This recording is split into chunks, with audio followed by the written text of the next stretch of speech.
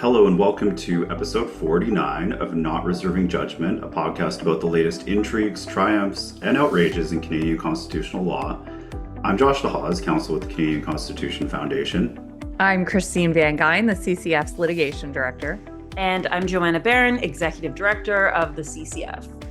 In today's episode, I'm going to tell you about yet another municipality getting it wrong on freedom of expression.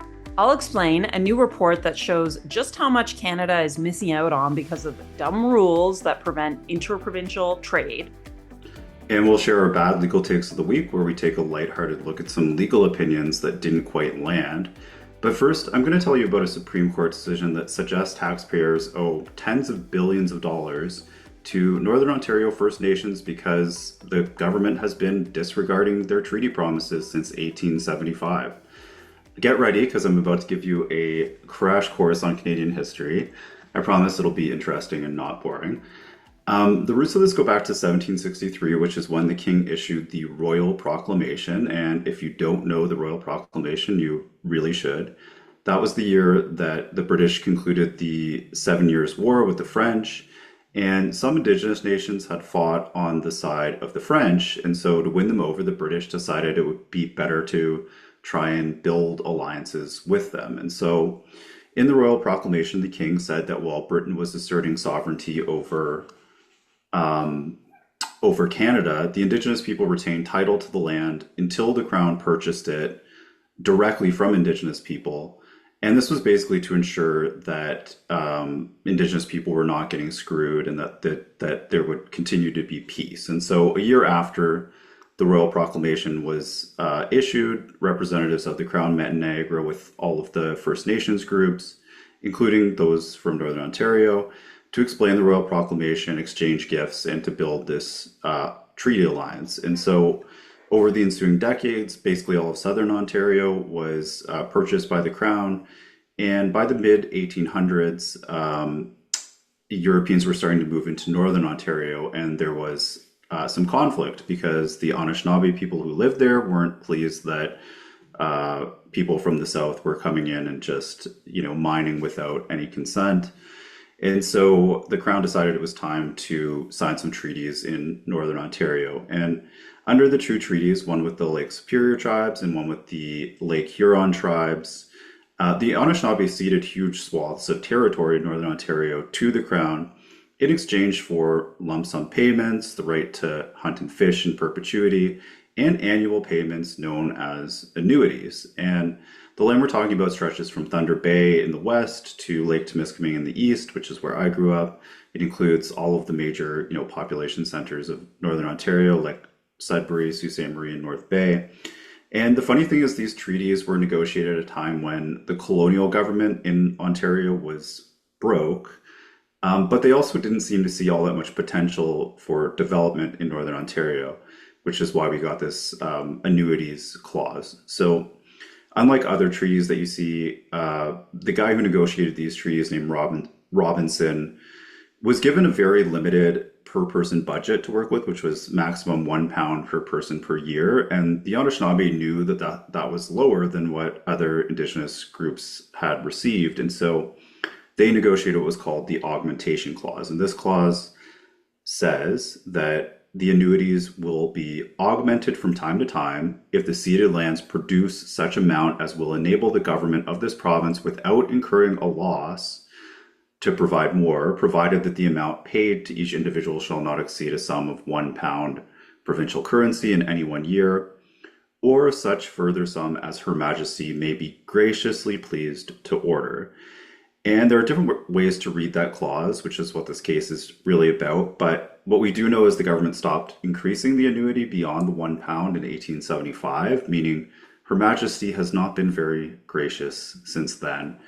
And this led to literally decades of litigation about whether or not Ontario and Canada have a constitutional duty to consider increasing the annuity when they can do so without incurring a loss, which is what the text says, and whether the court can force them to pay up. And the Supreme Court weighed in on this last week and said, yes, the Crown has breached these treaties and needs to pay up, but they still haven't told us how much is owed, because at the end of the day, it is discretionary and it's up to the Crown to decide. So Justice Jamal wrote this unanimous decision, and I'm going to walk you through it pretty briefly. So, first, he finds that if the Crown can increase the annuities beyond that £1, which is equivalent to about $4, it must exercise its discretion and decide whether to do so and by how much. And the Crown's discretion about how much to pay and how often to exercise that discretion are not unfettered. If you read the rest of the treaty, it says it needs to be exercised liberally, justly, and also in accordance with the ancient common law principle of honor of the Crown. And the honor of the Crown is basically the principle that the Crown's agents are presumed to do the morally right thing, which is really important in treaty cases. So Jamal says the Crown needs to pay up for the past 150 years or so, during which annuities were not augmented, because the land of Northern Ontario produced vast amounts of wealth since then. And the court looked at the wording of the treaty plus the context and found that this £1 reference was basically just a soft cap beyond which further increases would be discretionary. But the Crown has to at least turn its mind to increasing the payments where it can do so without incurring loss. And so, Justice Jamal says obviously they owe something here. And the interesting thing is he says that in principle, the full range of remedies, including damages, is available to the court, but he wasn't going to award damages at this point because it's not the proper role of the court, which is a little bit confusing because he also then says he's giving the Crown a time-bound, narrow window for honorable negotiation, after which the Crown will be required, failing settlement, to exercise its discretion honorably and determine an amount of compensation that it's going to pay for the past 150-year breach. And then this would be reviewable by the courts. So that's interesting. He also says something really important about how the province should exercise its discretion. He says they should consider factors such as the number of treaty beneficiaries, the benefits the Crown has received from the territory, but also its expenses during the relevant time frame, the wider needs of the Indigenous populations and non-Indigenous populations, and its duty to diligently implement its sacred promise to share the wealth of the land if it proved profitable. And I think the really key words here are "and its expenses," because, well, on the one hand, there's a clear promise to consider increasing the annuity where lands produce such amount as will enable the government to increase it without a loss. And Northern Ontario has produced billions and billions of mineral wealth. Ontario has also paid billions to the First Nations for education, housing, healthcare, road infrastructure, etc. And Jamal is saying the province can take that into account. So interestingly, Ontario at one point calculated that it actually has lost $11 billion when you calculate all the transfers to First Nations versus the amount of royalties it's brought in. But at some point, Ontario changed its tune because it decided to settle with one of the two groups of plaintiffs and pay half of a $10 billion settlement, with Canada paying the other half. So we already know what the Huron plaintiffs, they're called, are going to get as a result of this 150-year breach. And the Superior plaintiffs are roughly the same size group, and I imagine the amount of wealth taken out of the land there is probably pretty similar. So we could probably expect something in the range of another $10 billion to be owing. And we're going to see the province in Ottawa from time to time having to consider whether they should increase annuities or come to some sort of deal with the First Nations so that they don't have to honor that part of the treaty in that particular way. So I know listeners will probably expect me to be pretty critical of this because I'm quite fiscally conservative and it's a lot of money on the line, but I don't know that there's anything in here that's really indefensible in the decision. Section 35 of the Constitution says the existing Aboriginal and treaty rights of the Aboriginal peoples of Canada are hereby recognized and affirmed. And I think for the sake of rule of law, it's really important that Canada does keep its promises in treaties, just like it's important that First Nations people honor their side of the bargain. And so my initial read on this, and I'm happy to hear critiques, is that it's probably a good decision that moves us forward on reconciliation, even if it's a really expensive one. Joanna, what do you think? Do you have thoughts on this? Have you had a chance to read much of the decision? I know it's pretty long. Yeah, I didn't get a chance to look at the decision, but I was talking about it a little bit with my friend Karen Restoule, who is a beneficiary of the Robinson Treaty, and Mike Restoule is kind of extended family of hers. So there's a few things. I mean, first of all, there's the obvious elephant in the room of what precedent this sets and how many other treaties could also come up and say, oh, also we need $10 billion and we need $10 billion and kind of like where that leads. But I guess that's not really my problem, although it sort of is. But the rule of law may necessitate it. Monopoly money and all that.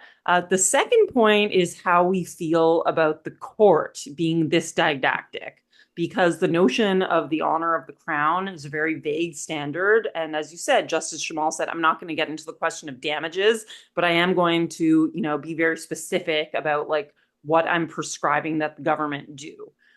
So that is arguably the court stepping into a sort of legislative role when they're so specific about it needs to be in this range, it needs to be in this time period.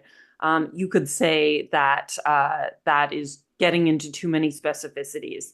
I certainly felt that way when just one example that comes to mind in the court was also in this mode was in the Carter decision, where they said, we're not going to tell you exactly which type of, which was, of course, the decision that struck, that found that not providing a regime for medically assisted death was unconstitutional. And they said, we're not going to tell Parliament what type of regime to enact, but it needs to include bullet point, bullet point, bullet point. So they kind of were.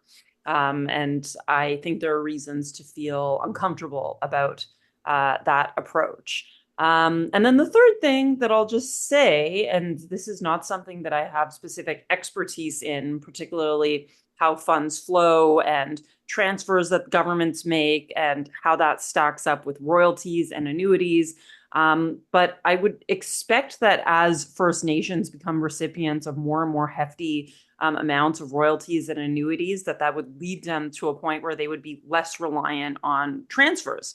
The idea should be that they start to benefit from their own wealth and their own resources and move towards self-sufficiency. So I think that's the paradigm that we should look at reconciliation through for everybody's sake.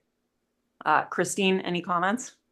Yeah, I guess as the pseudo-Republican in the chat or in the pod, I am obviously triggered by the notion of the honor of the crown.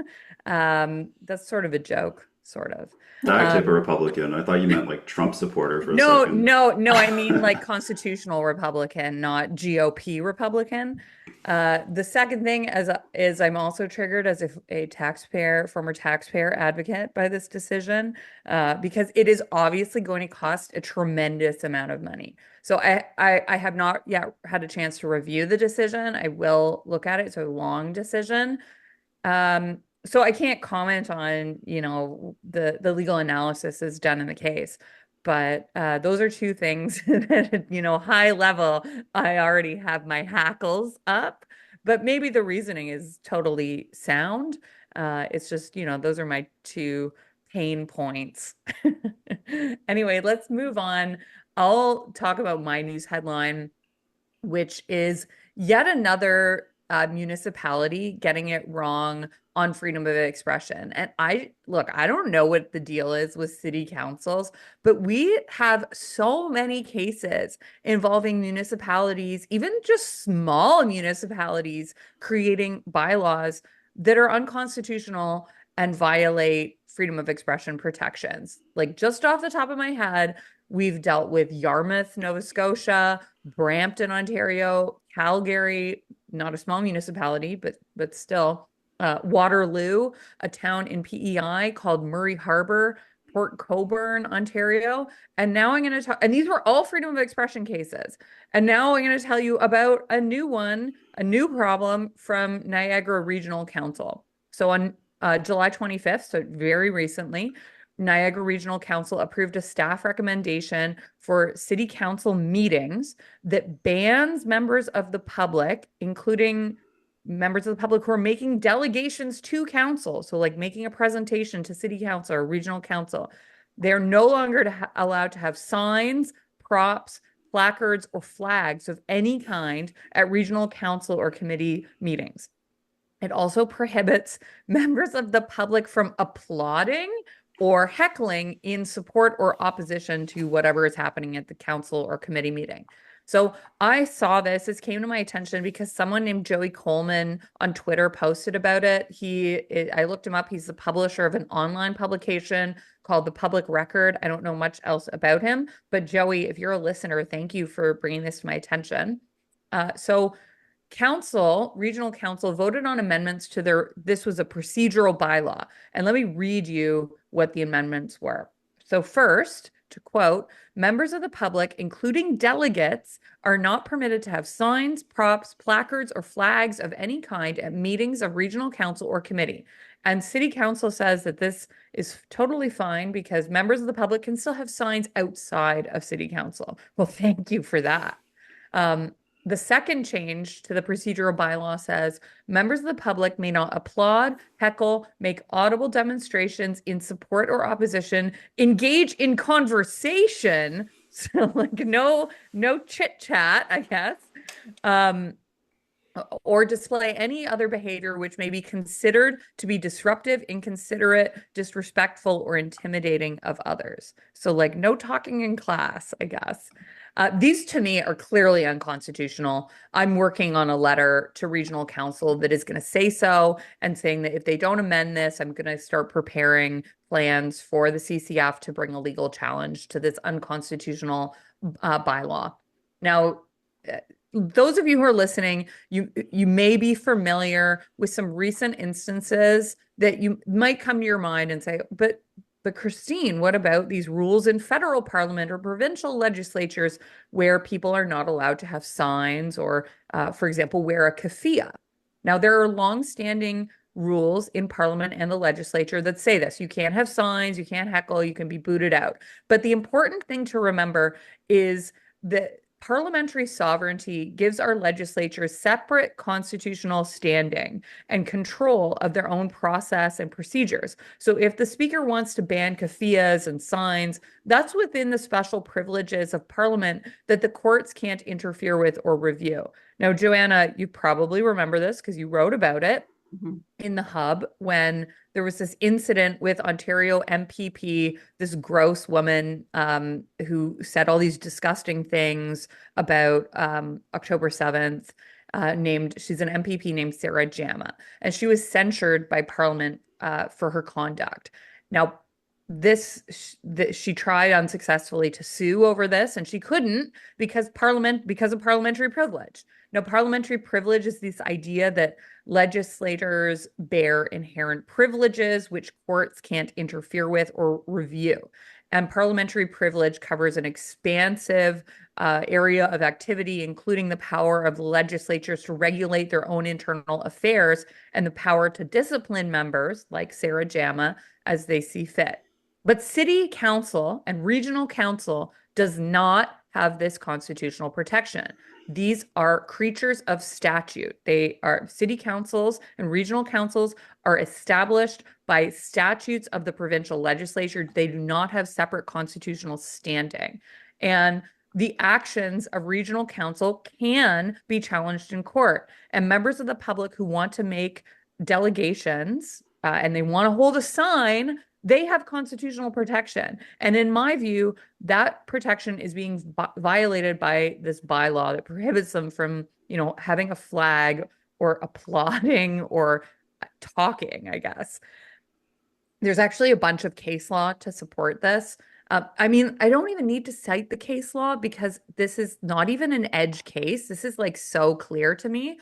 But let me tell you about at least one case. So there's a case called Gammy and the town of South Bruce Peninsula from Ontario that considered the situation of a man named Mr. Gammy, who seemed like he was quite a zealous individual with a lot of appearances at city council.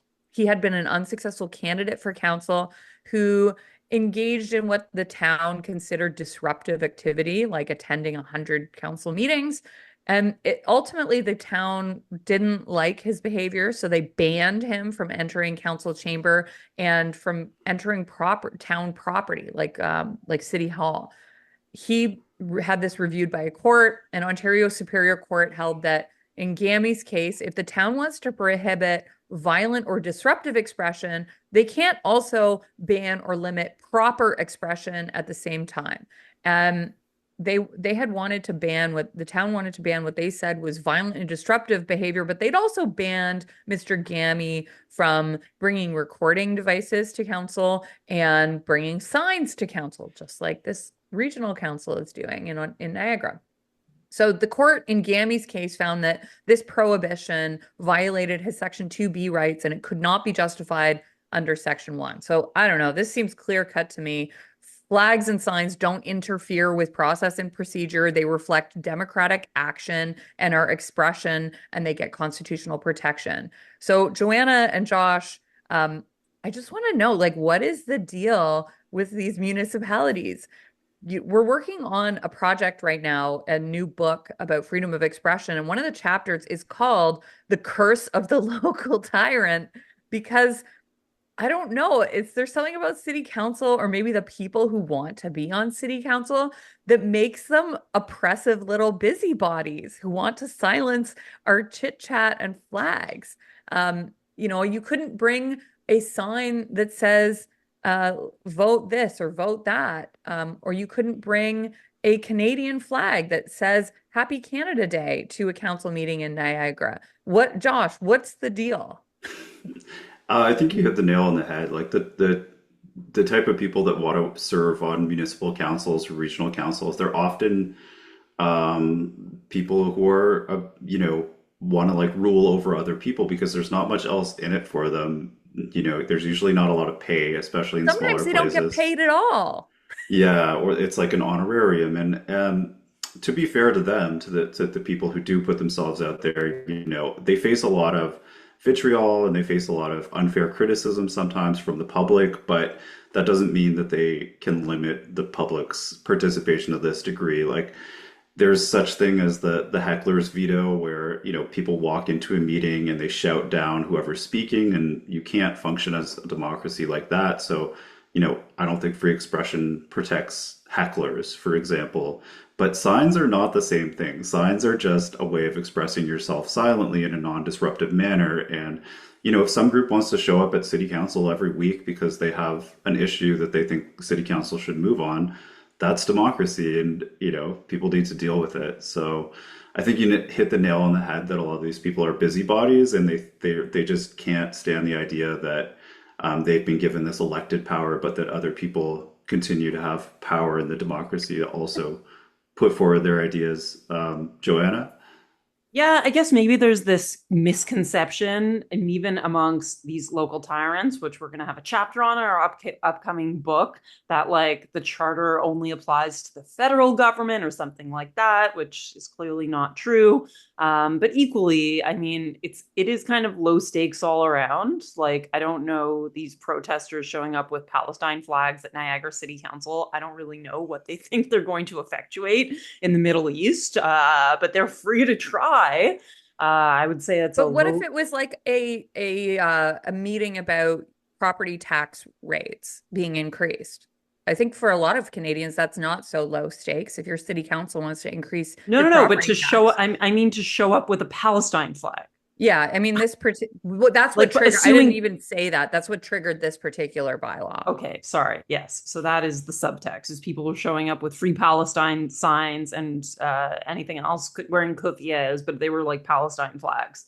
So no, I don't think, I think actually a lot of the regulations and decisions that happen at the city council level, like for example, property tax decisions in Toronto are incredibly consequential. But I don't think they have much of a nexus with the trendy and very explosive identity politics that are currently bubbling up. Yeah, So, I think the it issue doesn't is mean that they can't do it. I would question the use of their time.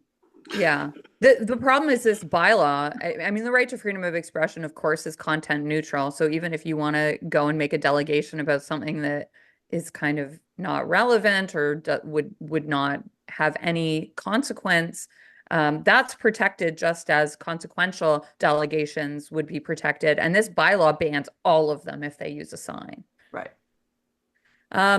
Anyway, let's take a break now, and then we'll talk about your news headline this week, Joanna. Okay, so I'm going to give you guys a quick rundown, so you don't have to read it, of an internal trade report card that was released this week by the CFIB, the Canadian Federation of Independent Businesses, which emphasizes the benefits of reducing interprovincial trade barriers, and the current abhorrent performance of all levels of government, particularly the provinces and the feds. And so there's kind of good things and bad things from this report. And the specific sort of areas that they look at to give grades or to score our performance on internal free trade, which just means the amount of mobility you can have across provincial borders, how easy it is to order goods or sell goods, like basically, can you trade within Canada, or are there various government regulations that are keeping in the way of that? And they specifically look at exceptions to the Canadian Free Trade Agreement,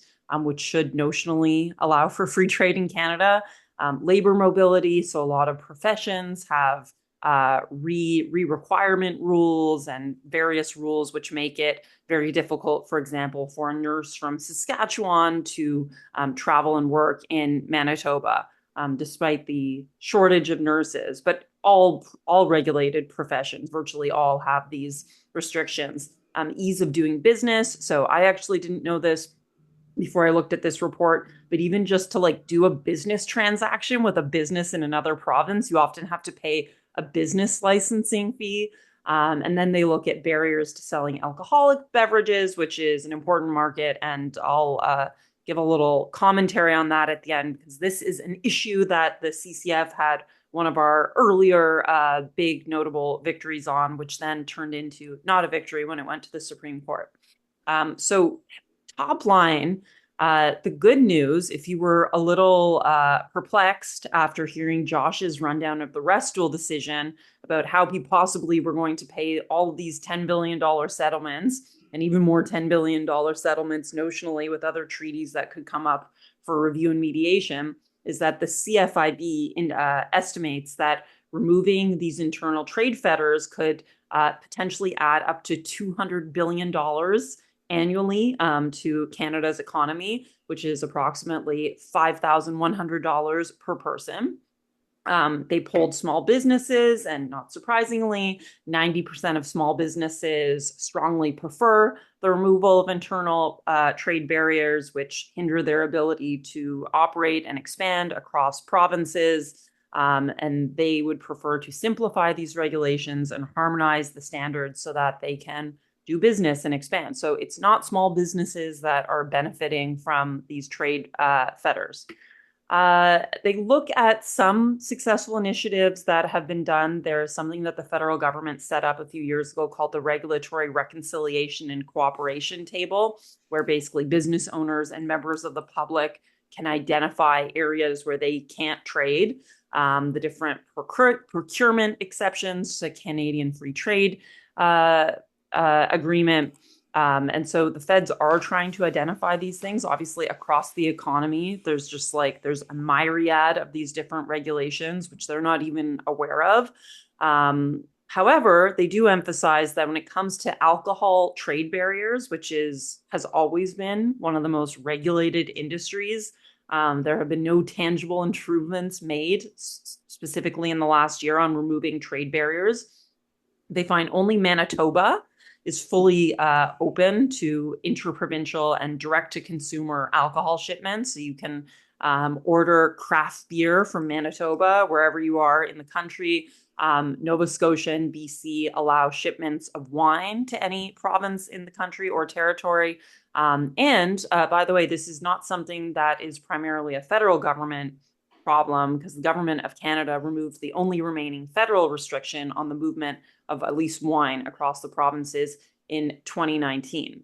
They also give a rank of what they call the Internal Trade Leadership Index, which measures steps that a province has taken to proactively reduce these trade barriers.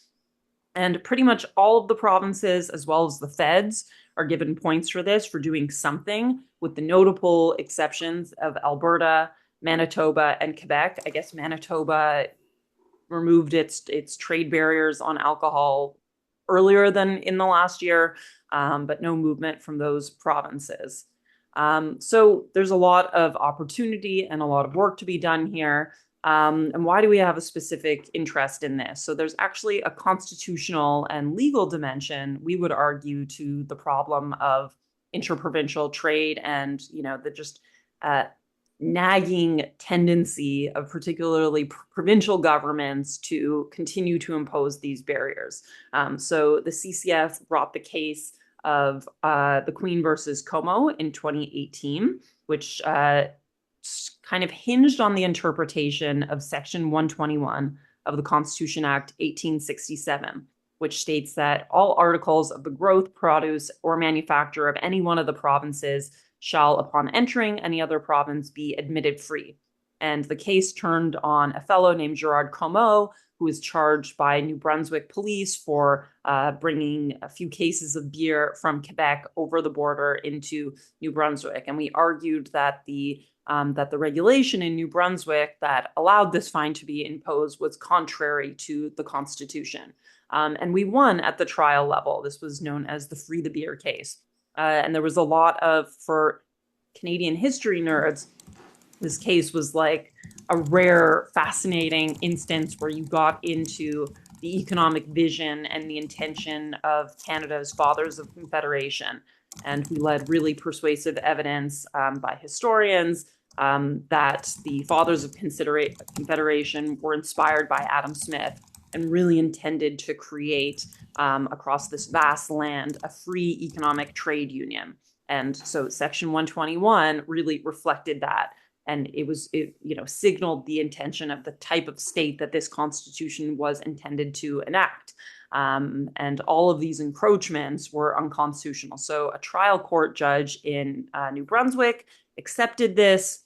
Then leave was denied by the New Brunswick Court of Appeal. It went up to the Supreme Court, where they overturned the New Brunswick trial court decision. They ruled that Section 121 effectively doesn't really mean what it appears to say. It doesn't guarantee absolute free trade across provincial borders, and it only prohibited tariffs or charges that target goods specifically because they come from another province, which there are many ways for provinces to fulfill that very low threshold and say that there's some other rationale. So they ended up overturning it, and that decision reaffirmed that, yes, provinces can impose these tariffs and regulate their goods and services. So a bit of a downer, but it does seem like it brought this issue to the forefront, and there has been, this fairly consistent effort on the behalf of certainly the federal government, and I expect that to continue, particularly with the change of government.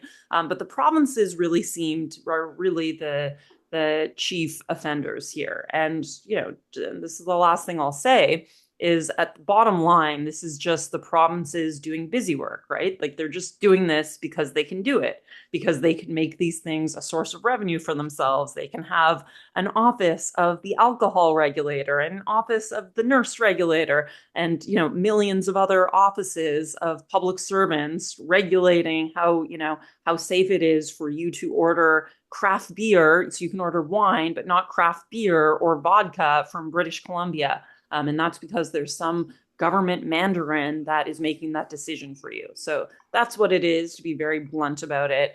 And it's bad, and it doesn't serve anyone. And $200 billion a year is something that we could use, particularly given the lagging productivity in our economy, which, by the way, this is also driving the lack of productivity. You can't do business when you have to, recertify wherever you do business in the country.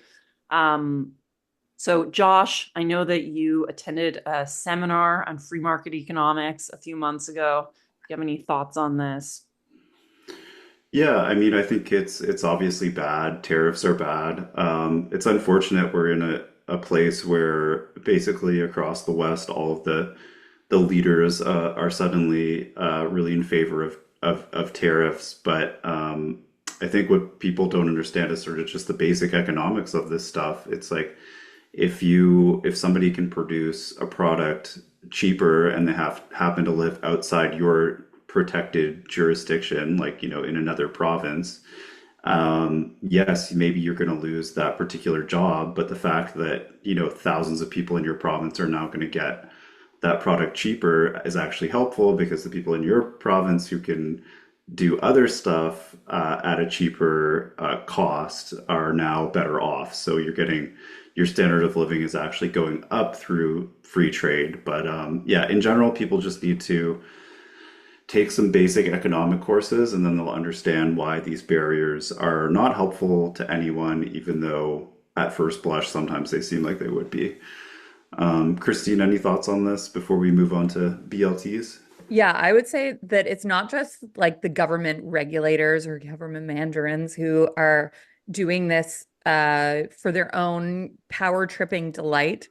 That is obviously part of it, but it's also the industries, the internal industries lobby for these types of trade protections. So they think that, they'll be better off if Alberta consumers can only drink Alberta beer and they don't have access to the fine beer of Ontario or British Columbia. And so they put pressure on the government to create these types of trade restrictions. I also am not sure if I share the optimism that the federal government will be any, I actually think, as you said correctly, Joanna, the problem comes from the provinces, not from the federal government. Um, but I'm not sure that a change in federal government I'm just not optimistic. I'm just generally not optimistic in politicians solving problems when they're dealing with entrenched interests, like the perceived financial interest of local industries. Because if it's a Prime Minister Trudeau right now who's balancing the desires of certain provinces to have trade protections. And Pierre Poilievre, if he's prime minister, would deal with the same influences. And I just think that politicians of any political stripe are inherently power seeking and power preserving, not necessarily principled, even though the overall economic interest would be to open trade barriers. That's my take. I'm a cynic. So I'll go now to my bad legal take. And I guess my theme this week is all about freedom of expression.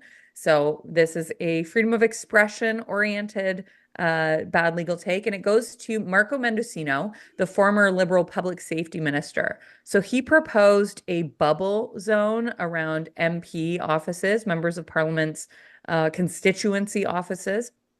So he wants to restrict what he calls intimidating and harassing behavior, i.e., protests, around MP constituency offices. So, under his proposed plan, anyone who, quote, intimidates or otherwise harasses people within the buffer zone of perhaps 50 to 100 meters around an MP constituency office would be subject to harsher criminal penalties, including jail time.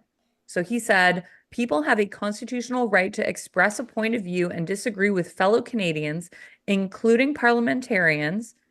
And then here comes the but. But it's also true that we're seeing more threats and more intimidation, more harassment, which can lead to harm both online and in the community. So, no, enough with the bubble zones, enough with the special speech restrictions just for politicians. There's already a speech restriction in Quebec about intimidating and harassing politicians. I think it's government officials and politicians who are the ones who we need the freedom to criticize the most because they are the ones who create laws that hurt us or silence us. So we actually need special protection to ensure we can criticize these people. I don't like bubble laws generally. These are laws that restrict protesting within a specific place. The classic example is within a certain perimeter of abortion clinics. But, protesting the people who make our laws is how democracy works. This is a move to a proposal to silence political dissent. And I think it's not just a bad legal take, it is dangerous. Josh, what's your bad legal take this week?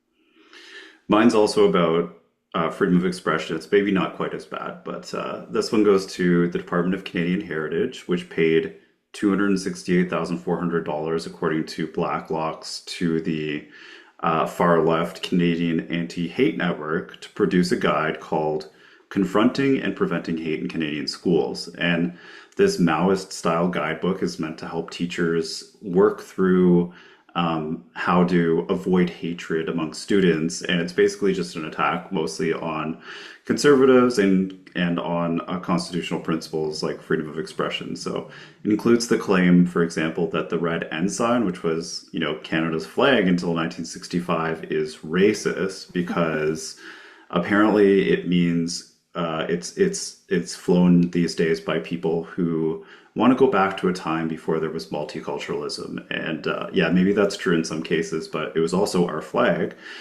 And it also explains how teachers need to go about countering wrongthink in the classroom. So there's one scenario, for example, where a student brings up Trump's border wall with Mexico and says they support it. Oh my God, that needs to be corrected immediately according to this guide. And it walks through how to, correct the student's terrible point of view, which is, shared by half the US population. And where the bad legal take comes in is that it has this warning that, quote, children should beware of classmates who invoke a free speech issue in political discussions because invoking free speech is a common defense of hate propaganda. And this is really horrifying because, yes, obviously free speech is a defense to accusations of hate speech, but free speech is also the reason we've made progress against so many of the, bigoted and bad ideas in society. It's because people could go out in public and say, I think the received wisdom on this stuff is wrong. And so I think the government has, no business trashing freedom of expression using our tax dollars through this sort of guide. That's my BLT. Joanna, let's hear yours. Okay, my bad legal take of the week goes to Joe Rogan, who I'm a fan of. I like his podcast. Christine is a huge fan of him. Super fan. Yes, super fan. But he recently said on a podcast that he will not come to Canada to visit. He used to love visiting Toronto, Vancouver, and Montreal, but he won't visit as long as Justin Trudeau is in office because of the country's quote unquote ridiculous free speech laws. And he said they can come down on you for lots of things. They seized up the bank accounts for people who were protesting, the truckers, people who were donating, the truckers. Well, so two things, Joe Rogan. First of all, please don't boycott our country until Trudeau's out of office. It could be a while yet, more than a year, until he is turfed. Second of all, you'll be happy to note that the measures that froze the bank accounts in response to donating to the Freedom Convoy or being associated with the Freedom Convoy were definitively found to be unconstitutional by Justice Mosley in the federal court decision of January this year. I think you would probably be okay, and you would probably be able to perform comedy in Canada without being cracked down on by the oppressive, authoritarian Trudeau regime. So please don't punish the people of Canada just because you hate our prime minister. All right, well, fair enough. That's the end of the show. We hope you'll rate us, review us, and subscribe. And if you haven't already, please go to our website, theccf.ca, and fill out a brief survey about not reserving judgment. You can also find that in the show notes. And you can support our work by subscribing to the CCF's YouTube channel, by following us on X, or by visiting our website where you can sign up for our new and improved Freedom Update newsletter. The CCF is a nonpartisan legal charity funded by your donations, so please click that donate button on our website if you can. Thanks for listening.